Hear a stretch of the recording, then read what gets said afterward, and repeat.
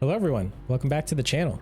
In today's video I'll be continuing with my thoughts on the Vanguard beta that we started in the previous video regarding the sound in the game. If you missed that one and you're interested in watching it, I'll throw a link in the description and one in the corner of the screen. Long story short, the audio is super muffled and the directional sound really needs a lot of work, but the developers have addressed this and have said that they're hard at work improving everything for the full release. But before we get into the discussion, if you end up liking the video, drop a like, and if you didn't, leave a dislike so I know I need to change something. Subscribe if you're new. We'll have a lot of content coming up with the Vanguard integration into Warzone, Battlefield 2042, maybe even some Halo Infinite if I end up liking it. I've also been picking up Escape from Tarkov recently, but I'm not sure I really want to post too much content around it while I'm still learning all the mechanics and mostly just playing the offline mode to get a feel for the insane amount of control you have at your disposal in that game. I've never really played anything like Escape from Tarkov and I'm having a lot of fun with it, but I'm also really terrible at it. Finally, follow me on Twitter to stay up to date with everything going on with the channel and whenever I decide to do an impromptu live stream here on YouTube. If you don't know, I stream here on the channel occasionally, but I don't really follow any sort of stream schedule. It's just whenever I have the time and inclination, so if you're interested in catching one of those streams, follow me on Twitter. It's the best place to stay informed. With that out of the way, let's talk about what I feel might be the 3 biggest deal breakers for me about Vanguard's multiplayer. Just like last time, I do want to start this with a disclaimer that I generally enjoyed the beta and I just want to discuss some of these pain points in the game in order to start a conversation with you all, as well as provide Sledgehammer with some feedback so that they can make the best game possible. So let's move on to the first point I wanted to address here, and that's the sprint to fire time. This is probably the biggest potential deal breaker about this game for me in terms of the way that it makes the whole game flow. The game feels very much like Modern Warfare 2019 in terms of the way that it sort of feels and the way that the movement feels, with the big exception of being sprint to fire time. If you're unaware of what sprint to fire time is, it's the time between when your character is sprinting, like when the gun is raised and you're unable to fire, and then when you go to fire the gun, it's the time it takes to go from sprinting to the bullets being fired. Sometimes it's referred to as sprint out time, sometimes it's referred to just sprint to fire time. For me, I usually just call it sprint to fire time. If you follow someone like TheXclusiveAce, he did a really great video comparing the sprint to fire time in Vanguard to that of Modern Warfare 2019, and he did find that it is slower pretty much entirely across the board in all weapons. And even a few of them are really significantly slower. And I'll put a little screenshot from his video in the corner of the screen somewhere, or up on your screen somewhere, so that you have some idea of what the difference is like. In most cases, it's pretty minor, but like I said, some of these cases are really, really significant. And this really affects the pace of the game and just the way that someone might choose to play this game. It really punishes the aggressive players. Someone who's playing a little bit more passive, a little more defensive, or just camping will already be ready to fire their gun. And when you have something like a 300 millisecond sprint out time, you can't really put yourself in a great position to fight back unless you're shooting them in the back or shooting them in the side where they don't see you. And I think that's kind of a problem in a game where the map design I think is actually pretty good to promote a little bit more mobile play. Doing this to the sprint to fire time kind of harkens back to what Modern Warfare 2019 did in terms of trying to protect really defensive campy players. And I don't necessarily mind defensive play as a strategy. It is a really viable, legitimate strategy in a shooting game, especially in objective modes. But I don't necessarily think that one style should be so heavily punished in favor of another. I think there should be trade-offs to each. And it seems like this sprint to fire change is really trying to take away the advantages that there are to playing aggressive. And especially when you consider how fast the time to kill can get in this game with headshots, it feels like you could potentially die multiple times in the time it would take for you to start firing your gun. I think when you mix in headshots, especially on something like the Thompson, you can kill in like 150 milliseconds. That's just crazy fast. It's almost instant deletion. And somebody who's already got their gun raised and aiming is just going to delete you so fast before you could even do anything. And to be clear, I don't actually think some of the defensive play mechanics are that big of a deal. I know a lot of people really criticize like the doors in Modern Warfare 2019 and the mounting mechanic. I actually don't mind those two things all that much, especially since you can destroy things in Vanguard.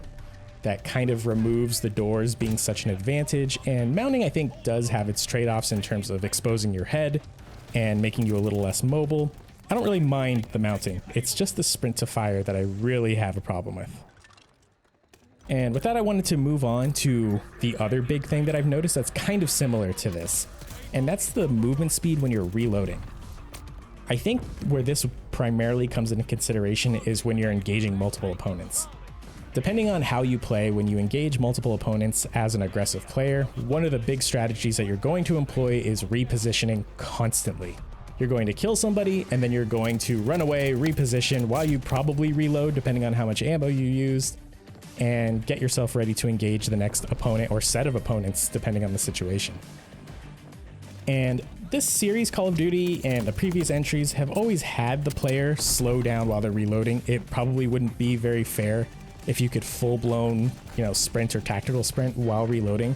There may be perks that can do this. I can't really remember offhand, but it's normal to make the player slow down while they're reloading. And I agree with this as a balancing decision, but I think it's kind of overkill in Vanguard. I'll throw some clips from Warzone or Modern Warfare, whatever I have just lying around, to show an example of what movement speed looks like while reloading in those games.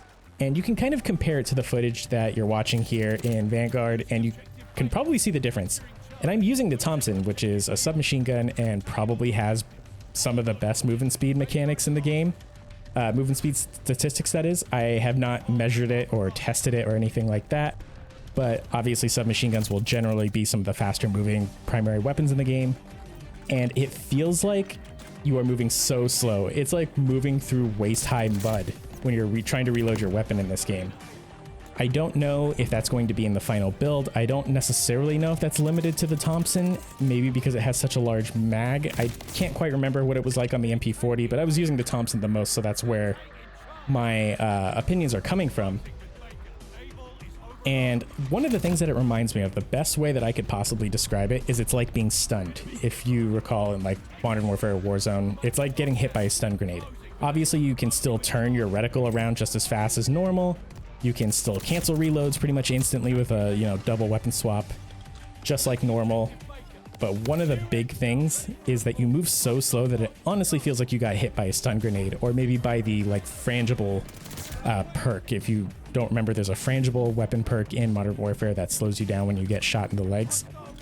But yeah, just moving around while reloading moves so slow, and I feel like I often get killed before I can employ repositioning tactics when trying to fight multiple opponents. One of the big things that I do in this game is try to flank or try to put myself in positions where I can shoot one or two guys in the side, then start running and repositioning while reloading, and then getting ready to do the same thing again with the next one or two guys.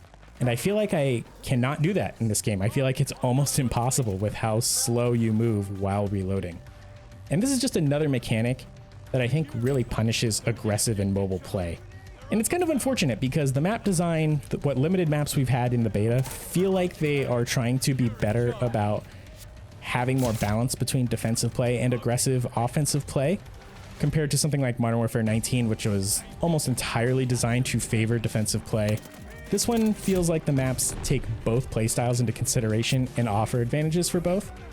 But this mechanic, combined with the sprint to fire mechanic, feel like very deliberate decisions to gimp an aggressive player. And I hope that these types of things don't make it into the final game.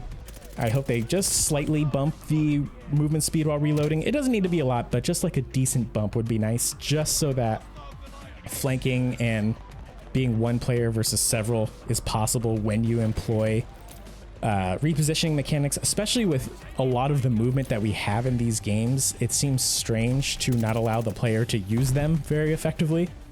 But yeah, hopefully that these mechanics get a second look and get some adjustments. And finally, the last kind of potential deal breaker for me has got to be the spawn system in this game. Don't want to spend too much time on this, but it kind of sucks. It feels like enemies get spawned very close to you, pretty deliberately too. It doesn't feel like by accident. It feels very frequent. Sometimes they spawn the player among several enemies, which is also weird. And I often play domination so that I get more consistent spawns, and it feels like it happens a lot there as well. But anyway, those are my 3 kind of big potential deal breakers about the game, but I want to hear about you. Have you noticed anything in the game that might be a deal breaker for you? Leave it in the comments below. I'd love to start a conversation and talk to you all. Talking about betas and early points of the game like this is really interesting. So leave it in the comments below. I'll reply and let's get a talk going. And with that, I want to thank you all for watching, and I'll see you in the next one.